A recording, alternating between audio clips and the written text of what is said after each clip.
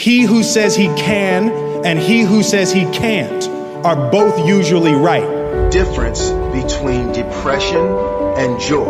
It's purpose. That kind of purpose, that to live in service, not to you, but to live in service to humanity, to live in service to your family, to live in service to your church, to your city, to your country, to the world. Living in service, that is the purest form of joy. To get something you never had, you have to do something you never did.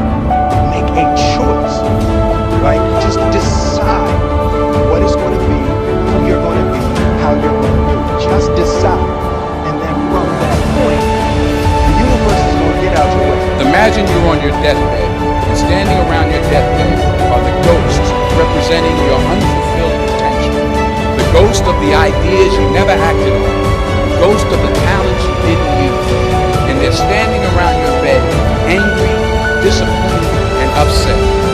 They say, we came to you because you could have brought us to life, they say. And now we have to go to the grave together.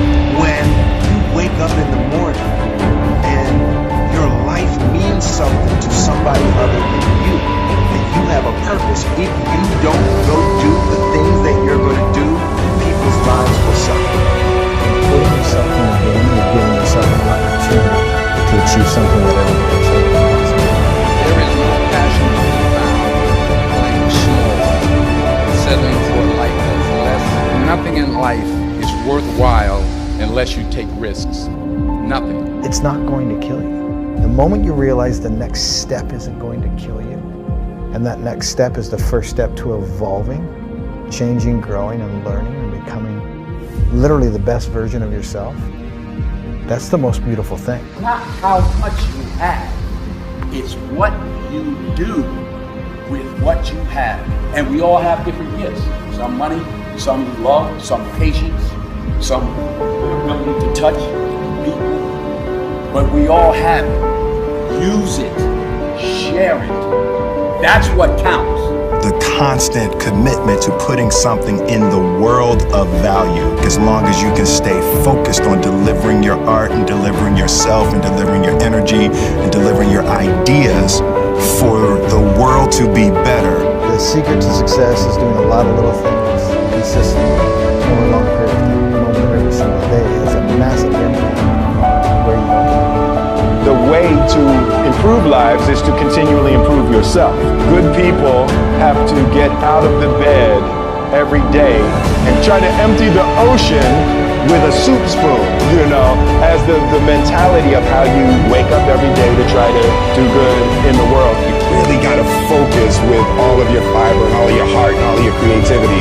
Dreams without hope are just dreams, and they ultimately fuel disappointment. Goals on the road to achievement cannot be achieved without discipline and consistency. What if I told you this was the last Monday morning of your life? What if I told you you die this week? Would you complain about your crap job or that test you don't want to take? I doubt it. You would go much higher level thinking. Well, that's really what it takes. It takes understanding that if you're not pumped right now, if you're begrudging what you're about to do, if you're not looking forward to it, look, I respect practicality. You gotta go through school because your parents want to. You gotta pay your rent. You got student loans. I get it. But please recognize the world we're living in. We're living in a world where there's so much more opportunity. This internet thing created way more opportunity for all of us. Way more. I mean, look, you might not even be alive. Like, your mom and dad could have had sex like 3 minutes later and you wouldn't even exist. And you're complaining. You could have ended up being a bus, a tree.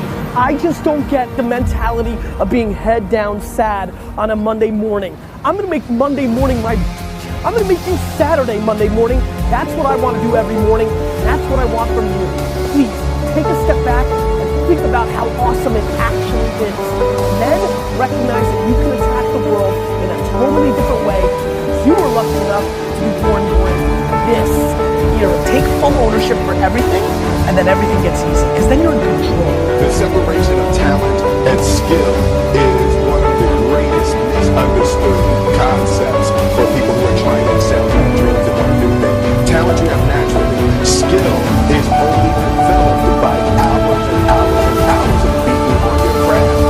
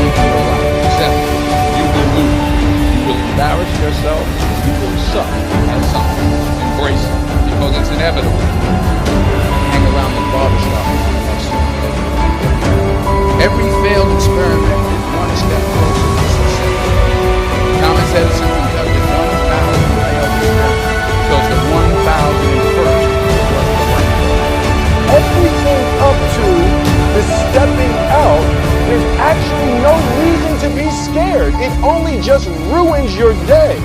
You don't have to jump. And then in that moment, all of a sudden, where you should be terrified is the most blissful experience of your life. And God placed the best things in life on the other side of terror.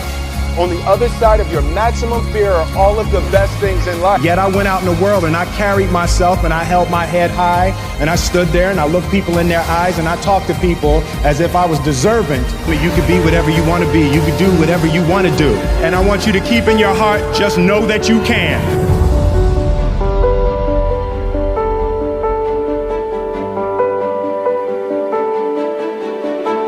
Your behavior is what's going to change you. But you also have to start by asking yourself, what do I want? And why do I want it? Why don't I have it? What do I want to get it? And I do think that in terms of listening to Jim podcast, I do think there's value in writing things down, but in a really simple way.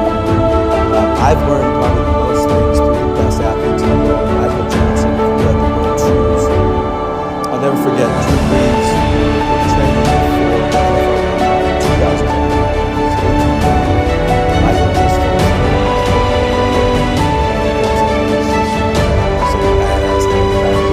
Fastest man alive at that point.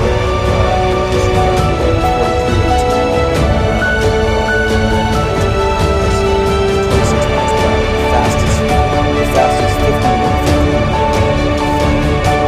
All these athletes were. I think Drew at the time says, "Hey man, do you set goals?"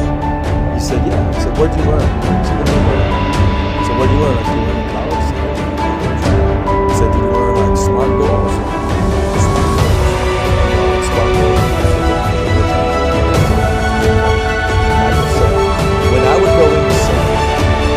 I recognize that if I walked in the Safeway and wrote things down, I would walk into Safeway in 5 minutes. If I walked into Safeway and had nothing written down, I would be in there for 20 minutes and I'd find myself on aisle 8 and I'd be anxious and I'd be nervous and I'd be, why am I looking at the wheat thins and the ho-hos when I know I don't need any of those things? And he said, so because I wrote it down in Safeway and it worked, I figured why would I be any different about my athletic career?